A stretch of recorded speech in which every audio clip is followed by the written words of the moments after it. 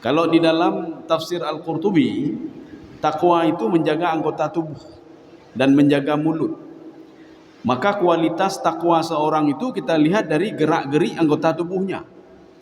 Menyo sering kalian maksiat, ketakwaannya itu diragukan. Kalau dia sering menzalimi orang lain, ketakwaannya diragukan. Kalau dia sering demenak agama, itu ketakwaannya diragukan. Kenapa diragukan? Karena dia tidak sanggup menjaga anggota tubuhnya. Tidak usah jaga yang lain dulu, jaga anggota tubuhnya saja tidak sanggup. Apalagi menjaga orang lain, menjaga anaknya, menjaga istrinya.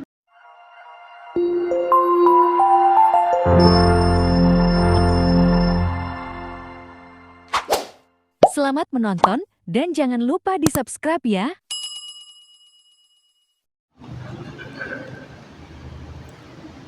Bismillahirrahmanirrahim.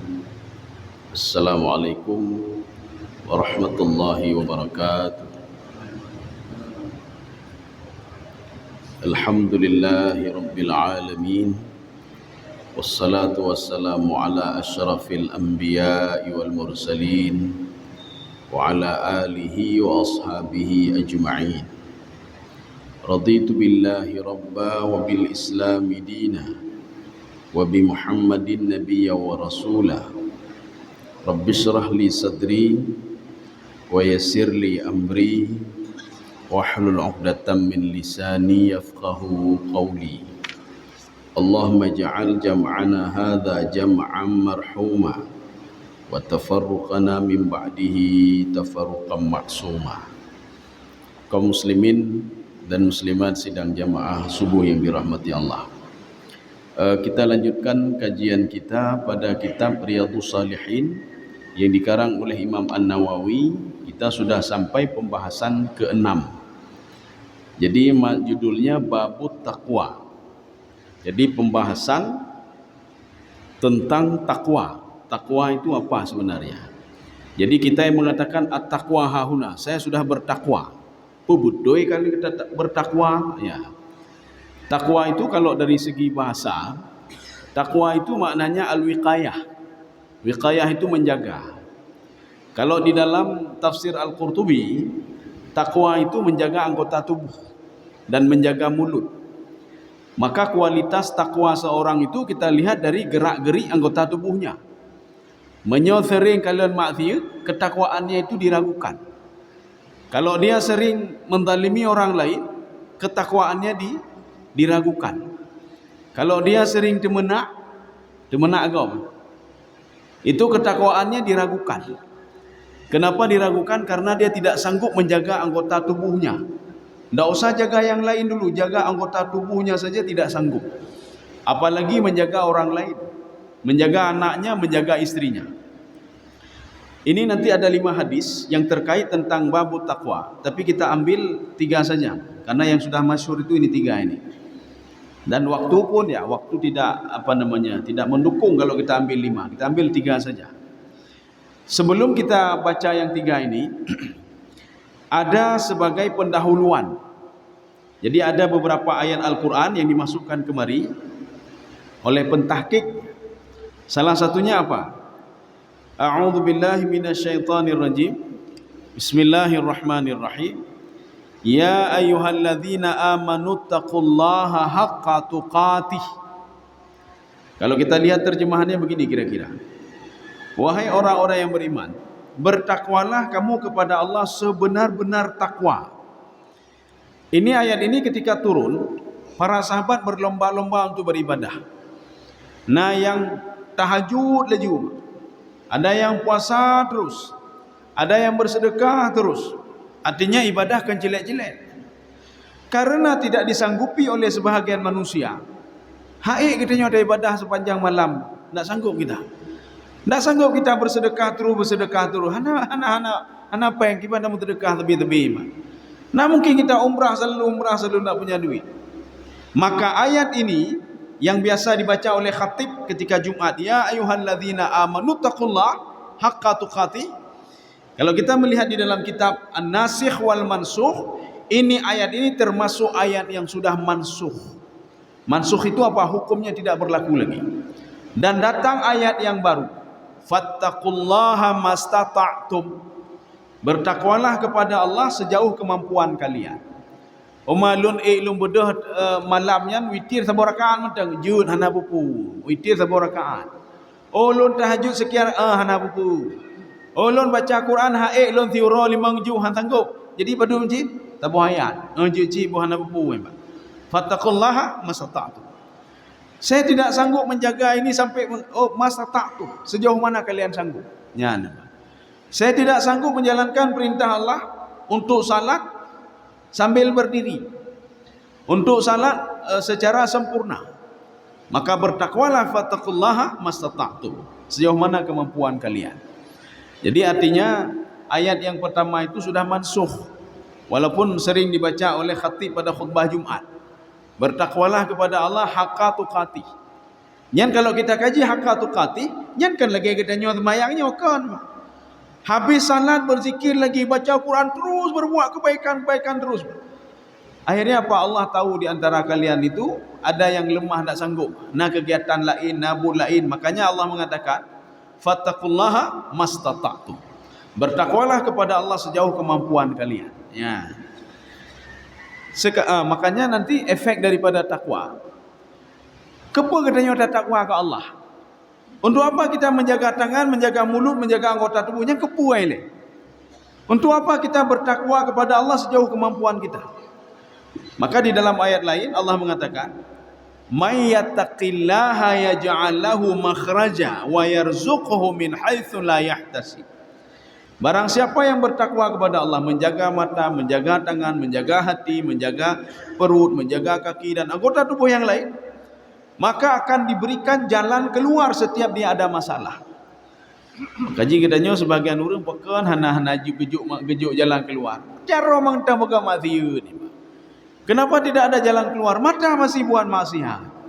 Kenapa tidak ada jalan keluar? Babah mangka boga maksiat ni. Hati juga masih buat maksiat. Bagaimana gejuk jalan keluar oleh Allah Subhanahu wa taala? Maka kita jaga dulu anggota tubuh. Ini sebelum kita masuk hadis tentang takwa itu sebenarnya bagaimana? Apa itu hakikat takwa? Sekarang kita lihat yang pertama. Hadis ini dari Abi Hurairah. Ketika itu Abi Hurairah radhiyallahu anhu, beliau bertanya. Beliau mengatakan qala an Abi Hurairah radhiyallahu anhu qala. Qila, ada yang mengatakan lafadznya begini, ada yang mengatakan bukan begini. Ya, ini itu kalau qila. Ya Rasulullah, man akramun nas. Wahai Rasulullah, siapa manusia paling mulia? Ya, nih Pak, yang paling mulianya tahu. Kalau di dalam Al-Qur'an secara umum Allah mengatakan, manusia kalau dibandingkan dengan jin, dengan setan, dengan iblis, dengan malaikat, itu lebih mulia manusia. Wa karramna bani Adam. Saya manusia itu saya muliakan kata Allah dibandingkan makhluk-makhluk yang lain. Jadi artinya kalau dibandingkan dengan malaikat, yaitu selain manusia, itu lebih mulia. Itu masih umum. Secara khusus, ketika ditanya oleh Abi Hurairah, man akramun nas? Rasulullah menjawab attaqakum. Orang yang paling bertakwa di antara kalian dia yang paling mulia. Jadi kan tu ibadah hebat kan, kepu ibadah hebat hana tidak ikhlas dalam beribadah. Oh dia orang banyak bersedekah, kepulah sedekah, tetapi menyakiti hati orang lain. Makanya ketika Nabi Isa berjalan di atas air, ditanya oleh kaum Hawariyun, kaifa tamshi 'alal ma'? Pakai banjir nejak iwatuhi. Bagaimana bisa jalan di atas air? Apa kata Nabi Isa? Ittaqillah. Bertakwalah kamu kepada Allah. Makna kalimat itu apa? Kalimatnya pendek tapi mengandung makna yang luas sekali. Kalau kamu mau menjaga anggota tubuhmu, kalau kamu mau beribadah kepada Allah, kalau kamu mau bertakwa kepada Allah Subhanahu wa taala, kamu akan diberikan apa saja oleh Allah. Termasuk berjalan di atas air. Nyanyo hati gelih. Jadi menyoh hati kuto bagi banjar aja ada kecuali dengan bantuan syaitan dan jin atau iblis. Kaum muslimin sedang jemaah yang dirahmati Allah. Sekarang kita masuk hadis yang kedua. Walaupun nanti ada sebahagian ini hadis ini kelanjutannya begini. Faqalu, sahabat mengatakan, kenyan yang kamu tanya ya Rasulullah, bukan itu yang kami tanya. Oh, bukan itu. Kita lanjut lagi, kata Rasulullah. Yusuf Nabiullah ibnu Khalilullah. Yusuf itu anaknya Yakub, Yakub anaknya Ishak, Ishak anaknya Ibrahim. Yang kini orang mulia. Ya, memang. Kemudian sahabat mengatakan lagi, laisa an hadza nas'alu. Kami bukan ini yang kami tanya ya Rasulullah. Apa jawab Rasulullah lagi? Ya, ini jawab Rasulullah lagi. Orang yang paling mulia itu, kata Rasulullah. Ini yang ketiga jawaban Rasulullah. Idza faquhu, apabila mereka itu diberikan kefaqihan oleh Allah Subhanahu wa taala, gepurna oleh Allah, gejuk hidayah oleh Allah, nyan kenya orang paling mulia. Ya, nampak. Berarti ada tiga versi. Ada tiga versi. Sekarang kita lanjut hadis yang kedua. Rasulullah sallallahu alaihi wasallam, hadis ini dari Abi Sa'id Al-Khudri. Rasulullah sallallahu alaihi wasallam bersabda, "Inna dunya hulwatun." Dunia ini enak sekali, mangat ha dunianya. Kipan mangat? Na jabatan mangat, napeng mangat, lepeng mangat, hidup sehat mangat. Khadirah. Khadirah ini ibarat daun hijau. Jadi artinya apa? Segar. Dunianya itulah ibarat daun hijau. Selalu ada yang mau memetiknya. Sebenarnya begini, kenikmatan dunia ini itu relatif. Coba tanya sama orang miskin, kamu paling senang apa? Le harta, le peng. Tanya orang yang hana rumah, don pun nikmat. Luna rumah mentang kan nikmat. Coba tanya sama orang yang tidak punya jabatan, nikmat bagi bapak apa? Beliau akan menjawab, saya punya banyak jabatan. Nikmat orang yang sakit, coba tanya sama orang sakit, bapak nikmat bapak apa? Saya sembuh dari sakit, itu nikmat. Sekarang tanya lagi sama orang yang banyak harta, coba tanya. Orang yang le harta ceritanya nikmat bagi bapak pun. Kan harta ni nikmat, kan cukup jai harta kan. Nikmat bagi beliau apa? Lun asai mangat tengen mentang kan nikmat. Ya nampak. Lun asai bek tu tahli kan nikmat. Rupanya orang banyak harta juga susah emang. Orang banyak jabatan juga susah. Maka ketika kita tanya sama orang banyak jabatan, dia bukan jabatan lagi yang dia pikirkan. Asal jiwanya tenang. Asal saya ini bisa tidur. Nyo perusahaan uberaya. Ini bagaimana cara untuk memberikan gaji kepada si bulan besok, bagaimana lusa, bagaimana memang lu bikin. Supaya baik memang bagaimana kenya nikmat bagi lun katanya. Artinya nikmat itu relatif. Jadi makanya bukan berarti nikmat itu menguasai dunia dan lain sebagainya, tidak. Allah Subhanahu wa taala mengatakan dalam Al-Qur'an begini. Kamu mau dunia ini, kata Allah, saya berikan, wahum la yubkhasun. Tidak pernah saya kurangi sedikit pun nikmat itu kalau kamu minta, saya berikan semuanya, kata Allah. Cuma perlu diketahui, ini nikmat dunia kan biasa saja, Pak. Dan nikmat itu tidak permanen. Nikmat itu mukhayyad, nikmat dunia. Maka orang yang terus mengejar dunia orang bodoh namanya. Yang dia kejar nikmat sementara. Setelah dia meninggal kabeh, yang bercerau kabeh. Dan dia lupa ada nikmat yang kekal abadi. Dia lupa. Ya. Jadi makanya Rasulullah menggambarkan, innad dunya hulwatun khadirah. Jadi dunia ini ibarat lagi madu ya, atau daun hijau. Mangat bak dunianya, Pak. Ya. Ipelale dia. Wa innallaha mustakhlifukum fiha. Allah Subhanahu wa taala menciptakan kamu di dunia itu. Allah Subhanahu wa taala menjadikan kamu bisa hidup di dunia itu. Fayanzura kaifa ta'malun. Sekarang Allah sedang melihat kita lakukan apa. Nah, orang ketika hidup di dunia, itu dek sementara, ya, itu dek sementara. Maka dia lakukan hal-hal yang apa namanya? Yang diridai oleh Allah, dicintai oleh Allah. Alah keput tak tapi cerok ya, Pak. Ya, ini ada yang berwaktu. Ada yang menghabiskan hidupnya dengan menikmati dunia. Nya menyohana jino pajan lain. Menyohana ada korupsi jino pajan lain. Menyohana ada pengegop jino pajan lain.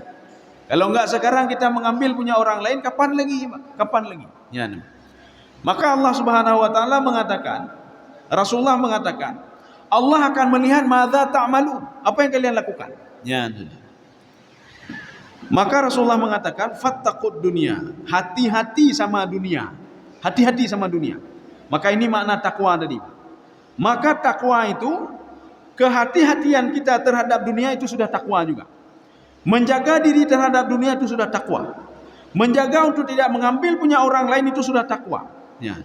Maka ini takwa secara umum juga. Artinya takwa itu kita menjaga diri dari dunia, menjaga diri dari hulwatan hadra tadi, Mak. Nyo dunia nyo mangat tak jaga drog katanya. Nya natagop, natadrog danyo, natano yatim, hati-hati, Mak. Ya. Maka tadro tak cuak tadro mentau. Maka Rasulullah mengatakan fattaqud dunia. Wattaqun nisa. Hati-hati sama wanita kata Rasulullah. Jadi dua. Hati-hati sama dunia dan hati-hati sama wanita. Sebelum kita lanjutkan hadis ini, ada hadis ini. Apa kata syaitan? Ini ada di dalam kitab Sirajul Talibin, syarah dari Minhajul Abidin. Apa kata syaitan? Imra'atun sihami la tukhti. Wanita itu adalah tombakku yang tidak pernah meleset ketika aku menggoda manusia. Saya ulangi lagi. Ini kata-kata syaitan ini. Syaitan mengatakan seorang wanita itu adalah ibarat siham. Siham itu tombak. La yukhti, la tukhti. Tidak pernah salah kata Rasulullah SAW. Kata iblis. Ketika saya menggoda manusia, saya goda melalui wanita, tidak pernah keliru kata iblis. Maka Rasulullah berpesan, fattaqud dunia, hati-hati sama dunia ini. Kita pilah-pilah dulu. Baik sampai gara-gara dunia yang muqayyad ini kita kalah leng dunia ketuang kan. Tujuan kita yang nalong selanjutnya. Ya, Pak. Kemudian yang kedua fattaqun nisa. Hati-hati sama wanita. Kenapa hati-hati sama wanita? Kita lanjut. Fa inna awwala fitnatin Bani Israel. Bani Israel itu pertama sekali diuji oleh Allah Subhanahu wa taala. Kanat fin nisa. Itu pada wanita. Yang Syekh Bal'am tak tahu inang je. Syekh Bal'am. Kemudian ada beberapa Bani Israel yang lain juga. Juga wanita juga. Makanya Nabi Musa alaihissalam, ini ada di cerita ini di dalam tafsir Ibnu Katsir. Pada suatu hari Nabi Musa alaihissalam naik ke tempat yang tinggi. Apakah itu bisa bukit atau batu? Ketika itu beliau berceramah di depan Bani Israel tentang kebaikan-kebaikan dan berbuat baik. Rupanya saudaranya Qarun benci kepada Nabi Musa alaihissalam. Akhirnya dia mengutus seorang wanita, bahkan benci ke Nabi Musa. Titi uro geja utusan Nabi Musa kepada Qarun untuk minta zakat. Bengeh Qarun, harta lon, mandu mata lon, yang happy lon. Kenapa mesti saya keluarkan zakat? Ini kan duit saya ini. Maka karena setiap hari mendatangi, akhirnya apa kata Qarun? Siapa di antara kalian para wanita yang mau mengakui kalau Musa sudah berzina dengan dia? Kalau bisa dia naik ke atas panggung itu bersama Musa, akan saya berikan sebagian harta saya untuk dia. Siapa yang tidak mau? Akhirnya datanglah seorang wanita Bani Israel itu. Dia naik ke atas bukit atau ke atas batu berdampingan dengan Nabi Musa alaihissalam. Apa kata wanita itu? Wahai Bani Israel, untuk apa kalian mendengar perkataan Musa? Dia sudah berzina dengan saya. Dia sudah berzina dengan saya. Di dalam syariat Taurat, orang yang berzina itu harus dirajam. Harus dirajam. Nabi Musa sudah menikah, istrinya 2. Makanya ketika Nabi Musa sudah menikah istrinya 2, dituduh lagi berzina, hukumannya harus dirajam sampai mati. Artinya Nabi Musa sedang diuji oleh Allah melalui seorang wanita. Wanita itu telah tersenyum-senyum dia. Ya, kenapa? Karena sebagian harta Qarun nanti akan dia kuasai. Ketika itu dengan sangat tenang sekali, Nabi Musa mengatakan, karena di dalam syariat Taurat itu hukum rajam ada. Di dalam syariat Taurat hukum dijilid itu ada, jilid tertogoknya hukum potong tangan ada. Apalagi di dalam Injil, apalagi di dalam Al-Quran. Apa kata Nabi Musa alaihissalam? Biarkan saya, boleh kalian cambuk saya, boleh kalian rajam saya, biarkan saya untuk salat dulu. Ya, jadi maknanya salat itu sudah ada pada masa Nabi Musa alaihissalam, sudah ada pada masa Bani Israel. Akan kita buktikan kalau ada. Nabi Isa alaihissalam adalah warasulan ila Bani Israel. Nabi Isa itu rasul untuk Bani Israel. Apa kata Nabi Isa? Ausani bis salati waz zakah. Saya itu dikirim oleh Allah supaya mereka itu Bani Israel salat. Rupanya Nasrani juga diajarkan salat oleh Nabi Isa alaihissalam. Itu mayang, Pak. Tapi bukan salat seperti ini.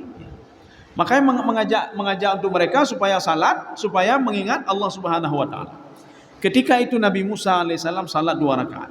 Inilah salat yang dilakukan oleh Rasulullah sallallahu alaihi wasallam.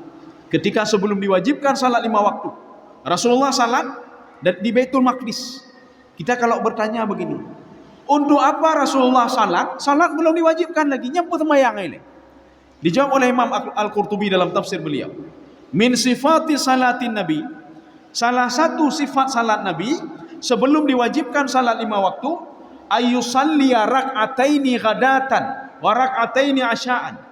Nabi Muhammad selalu salat 2 rakaat di pagi hari, 2 rakaat di malam hari. Ya, maka ketika Nabi salat 2 rakaat itu salat yang ada sebelum diwajibkan salat. Sebelum diwajibkan salat 5 waktu. Maka Nabi Musa salat dulu 2 rakaat. Ini mengajarkan kita kalau kita punya problem, cok wudu semayang.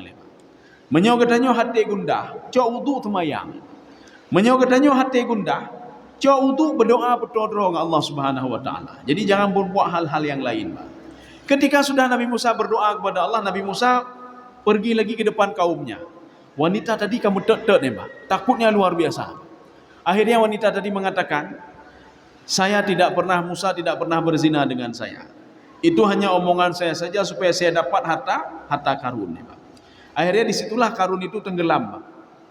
Nabi Musa berdoa kepada Allah Subhanahu wa taala. Karun minta maaf. Hanale maaf. Akhirnya dia tenggelam bersama ada seorang laki-laki yang dia berpihak kepada Karun. Ya. Ini artinya apa?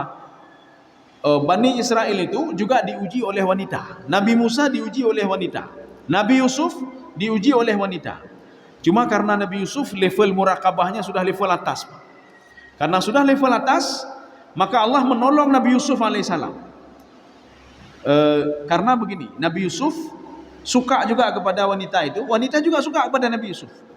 Kalau dalam cerita kan begini, wanita yang suka kepada Nabi Yusuf dan Yusuf tidak suka, itu tidak benar. Kenapa? Al-Quran sendiri sudah mengatakan hamma biha wa hammad bihi. Wanita tersebut suka kepada Yusuf, Yusuf suka kepada wanita tersebut. Tetapi karena Nabi Yusuf sudah level muraqabah, level atas, dia terus dipantau oleh Allah. Apa kata Allah? Linasrifa anhu su', saya palingkan mukanya, kata Allah Subhanahu wa taala. Maka kalau orang sudah bertakwa kepada Allah, ada saja Allah mengarahkan sepulan itu untuk berbuat kebaikan, mengarahkan untuk berbuat ini, mengarahkan untuk berbuat itu. Karena Imam Al-Ghazali mengatakan begini, pada setiap manusia itu ada 2 bisikan. Yang pertama bisikan kejahatan, yang kedua bisikan kebaikan. Dari mana bisikan kebaikan-kebaikan? Dari mana bisikan kejahatan? Rupanya syaitan, iblis dan kelompok jin membisikkan sesuatu kepada manusia. Satu. Yang kedua, kelompok malaikat hafadzah rupanya. Ada malaikat, 10 malaikat di samping kita ini. 10 malaikat yang terus mengikuti kita, itu dia berbicara kebaikan-kebaikan. Ne pegat butnya, ne pegatnya, ne bersedekah, ne berdoa. Itu bisikan malaikat, Pak. Itu terserah kita. Apakah kita respon atau tidak respon? Makanya syaitan itu selalu membisikkan hal-hal yang merugikan kita.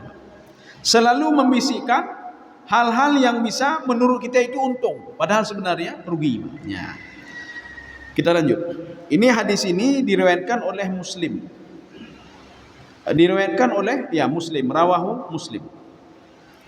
Sekarang kita lanjut lagi. Oh benar. Ya, sekarang hadis dari Abi Umamah radhiyallahu anhu qala, sami'tu Rasulullah sallallahu alaihi wasallam yaqul. Rasulullah sallallahu alaihi wasallam dia mendengar langsung dari Rasulullah. Jadi bukan dia melihat, tidak, tapi dia mendengar langsung hadis ini dari Rasulullah sallallahu alaihi wasallam. Ketika haji wada. Jadi maksud haji wada itu haji terakhir yang dilakukan oleh Rasulullah sallallahu alaihi wasallam. Setelah itu Rasulullah wafat, meninggal dunia. Apa kata Rasulullah? Ittaqullah, bertakwalah kalian kepada Allah. Jadi sama seperti khatib katakan, berpesan dengan takwa, ittaqullah, wahai orang-orang beriman, fattaqullah, atau ittaqullah, bertakwalah kepada Allah. Jadi takwa seperti yang kita gambarkan tadi, menjaga diri. Jadi artinya beta fikir kengkeng le nyo haru pebunyo, draw le dah jaga. Beta jaga gok le, draw le dah jaga. Apakah hari ini ada buat maksiat? Kalau kita menjaga diri, apakah hari kita sudah bertakwa hari ini? Apakah tangan ini sudah berbuat maksiat? Apakah anggota tubuh sudah berbuat maksiat? Kalau kita menjaga sepenuhnya hari ini, menjaga anggota tubuh, kita sudah bertakwa hari ini. Ya. Makanya kadang-kadang takwa itu, dia kadang-kadang seorang itu al-imanu yazidu. Iman itu bertambah. Kadang-kadang iman itu berkurang. Kapan seorang bertambah imannya? Di dalam kitab Al-Aqaid As-Salafiyah yang dikarang oleh Syekh Asy-Syanqiti, apa kata beliau? Al-imanu yazidu bita'ah. Iman itu bertambah karena seorang taat, seorang bertakwa kepada Allah. Ketika pagi ini dia keluar, dia menjaga matanya, menjaga mulutnya, menjaga tangannya, berarti imannya sudah bertambah. Kemudian al-imanu yang kusu bil ma'siyah. Iman itu otomatis dia menurun ketika seorang berbuat maksiat. Oronyo ke pengegap, dalam oronyo iman ganya kamu kurang. Yang kita khawatirkan, ketika iman berkurang, iman meninggal dunia katanya. Nya yang tutah ni. Maka katanya kita melekeh Allah, ya Allah. Artinya apa? Kita ini selalu husnul khatimah. Kita kelompok orang-orang yang saleh. Seperti doanya Nabi Yusuf alaihissalam. Nanti ada juga di sini doa ya. Ini mungkin lupa saya baca, ada doa di sini tadi. Oh ya, ini doa sebenarnya ada, nanti terakhir kita baca ya. Doa yang kita panjatkan supaya kita itu selalu bertakwa kepada Allah Subhanahu wa taala. Nanti kita baca ini sekarang kita lanjut ini dulu. Pesan Rasulullah yang pertama, ittaqullah. Bertakwalah kepada Allah, jagalah dirimu. Setelah kamu bisa menjaga diri, jagalah keluargamu. Siapa keluarga? Anak istrimu. Bagaimana menjaga mereka? Pun tak jaga mata awaknya, tak jaga ajar awaknya ke ni. Kata Imam At-Tabari, menjaga anak, menjaga istri, bi ta'alimihim wa ta'dibihim. Mengajarkan agama kepada mereka dan mengajarkan akhlak kepada mereka. Nyan menjaga anak. Maka kalau ada orang yang tidak mengajarkan agama kepada anaknya, kepada istrinya, mengajarkan akhlak kepada anaknya, kepada istrinya, dia belum bertakwa lagi.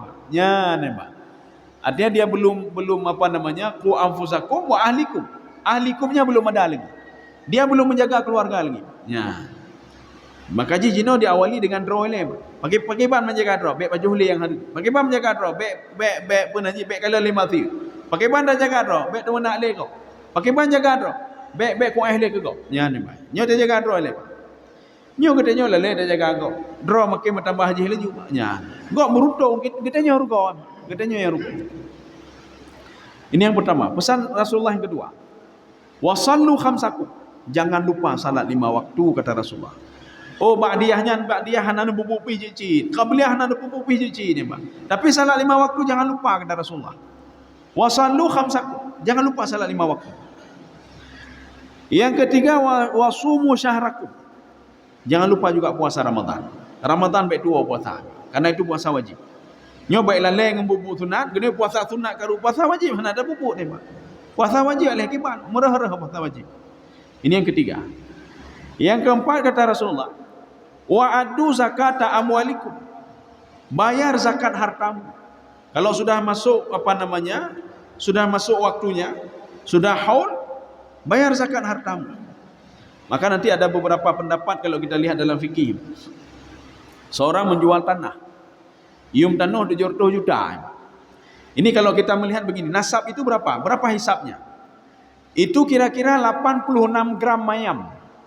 Kalau sudah setahun itu hisap itu 86 gram mayam. Kali itu 2 juta, 500, 5 juta apa dulu? Kira-kira di bawah 100 juta atau di atas 90 juta.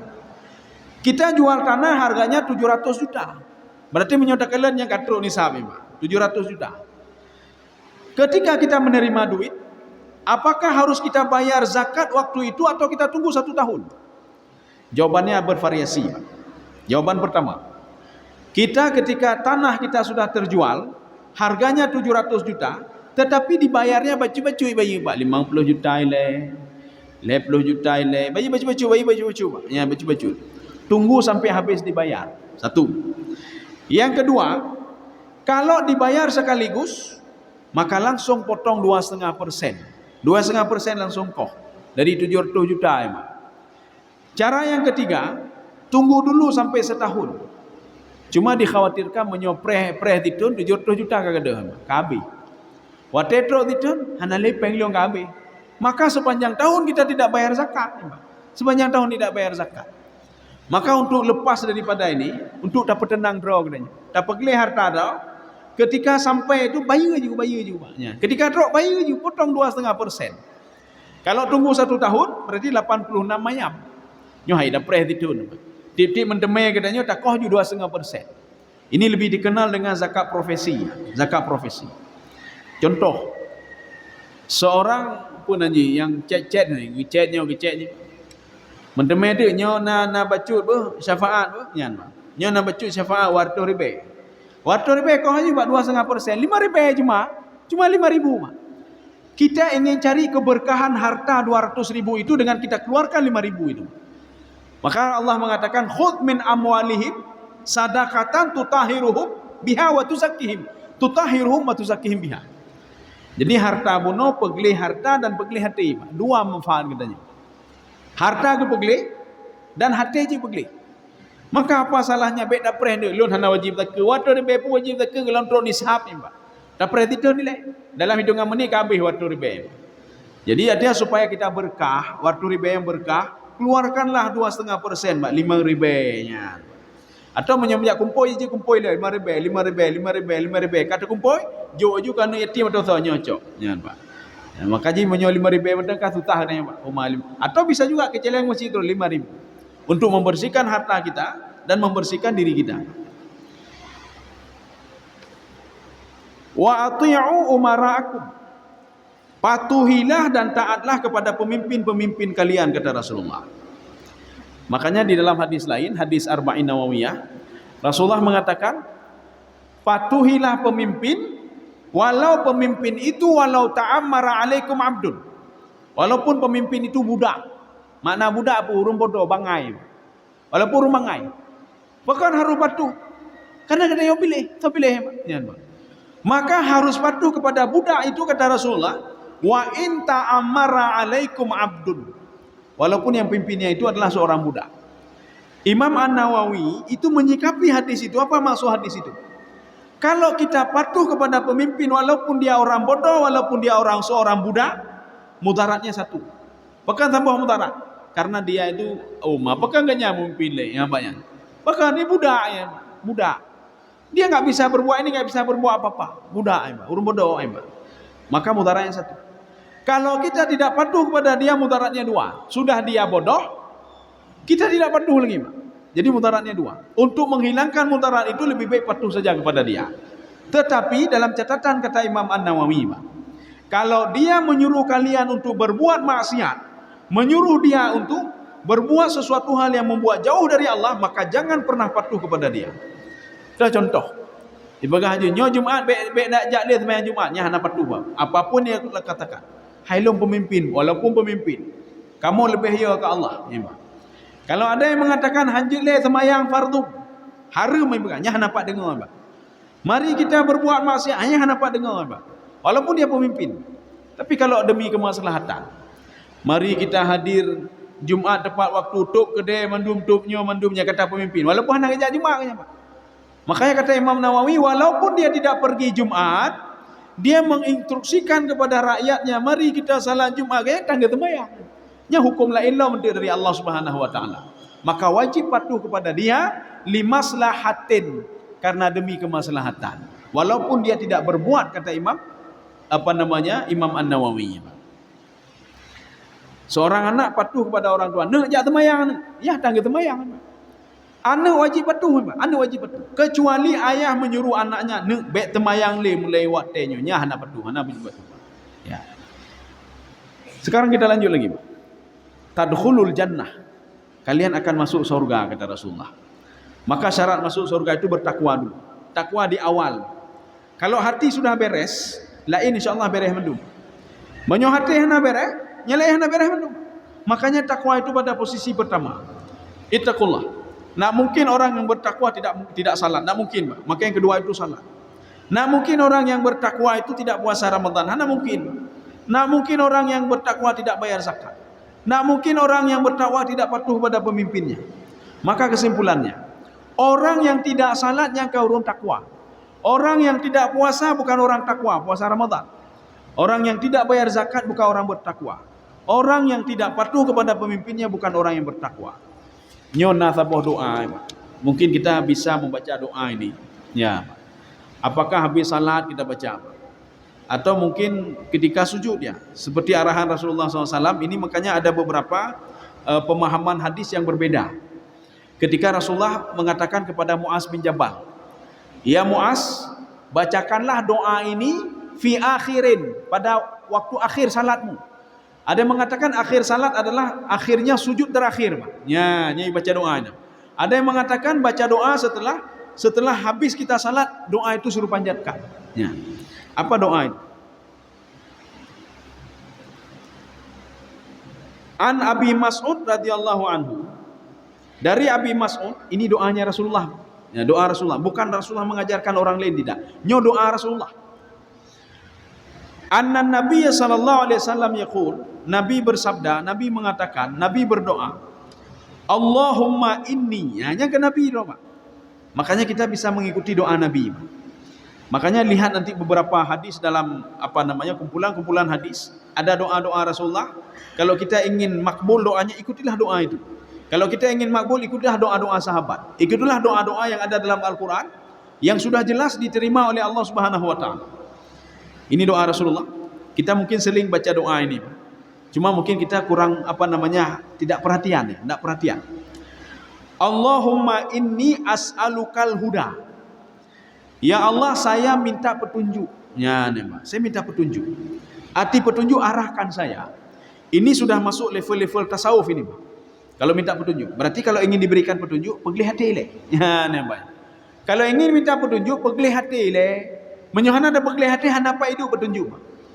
Allahumma inni as'alukal huda. Ya Allah, saya mohon petunjuk dari Engkau ya Allah. Satu.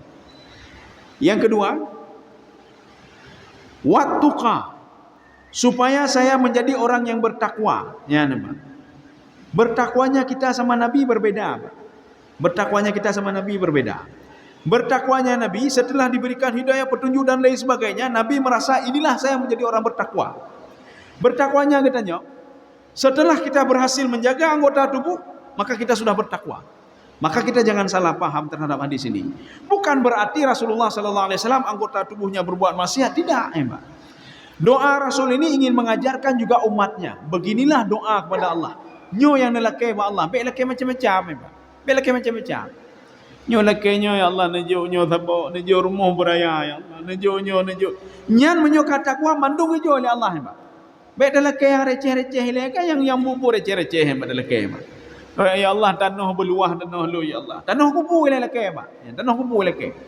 Ya Allah, nyo lu mati pai kubur ya Allah. Ya Mbak, nyan dalam lakai. Baik lakai nyo tanahnya ya Allah, 1000 hektar berluah lah ya Allah.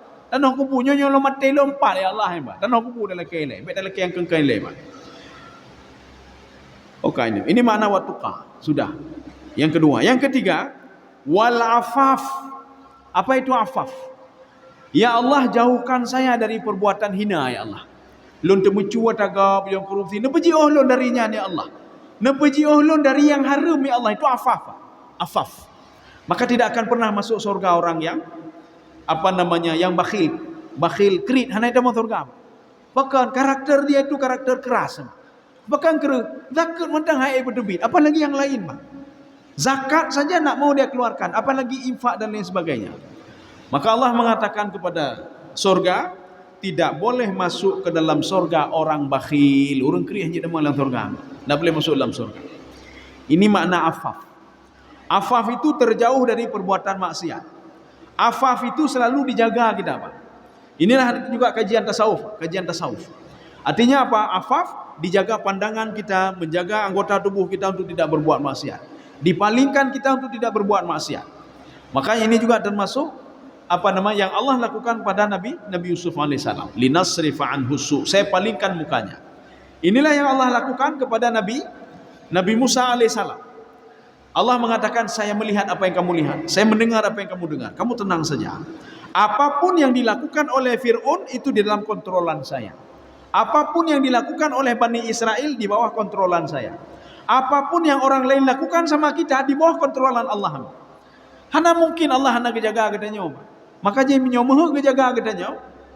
Jagalah juga segala perintah Allah. Allah akan kejaga katanya. Jagalah waktu salat, jagalah waktu kapan bayar zakat, jagalah perintah Allah, jagalah apa yang dilarang oleh Allah. Beda pubune, Pak. Doa Rasulullah yang terakhir. Wal ghina. Ghinanya kaya ni, Pak. Menyota harap dalam benak katanya kaya harta, ya rugo katanya, Pak. Kupu kaya harta, ya, Pak. Kalau kaya jabatan, rugo cit. Ada batas waktunya. Ghina di sini kaya hati, Pak. Kaya hati, lapang hati, kaya hati, ya, Pak. Pada suatu hari Rasulullah sallallahu alaihi wasallam dibuli oleh orang-orang kafir, Pak. Dibuli oleh orang Yahudi, Pak. Dibuli oleh Nasrani. Apa kata Yahudi? Ya Muhammad, kamu bisa punya harta seperti Nabi Sulaiman. Sulaiman itu Bani Israel. Kamu bisa seperti dia. Kamu hidup sudah seperti ini, katanya. Kamu bisa seperti dia. Nabi Muhammad diam saja. Kemudian ditanya lagi oleh Nasrani, kamu bisa seperti Nabi kami, Isa alaihissalam. Yamshi 'alal ma', dia berjalan di atas air. Kemudian Yahudi juga mengatakan, kamu bisa seperti Nabi Nuh alaihissalam. Diberikan karamah oleh Allah Subhanahu wa taala. Kamu bisa seperti Nabi Daud, gunung tunduk sama dia. Nabi Muhammad tidak menjawab, Nabi Muhammad diam saja. Ketika itu turunlah ayat Al-Quran. Alam nasyrah laka sadrak. Ya Muhammad, nikmat yang paling besar itu, nikmat yang paling berharga itu lapang dada. Ya, nampak lapang dada. Gedanya tenang, Pak. Hana karungan anu, hana karungan inang, hana karungan tetangga, hana karungan jamaah, hana karungan berlapang dada. Dalam hidup kita selalu lapang dada kita. Kita menikmati hidup. Itulah konsep menikmati hidup, kata Imam Ghazali. Imam Ghazali mengatakan, konsep menikmati hidup itu adalah ridha.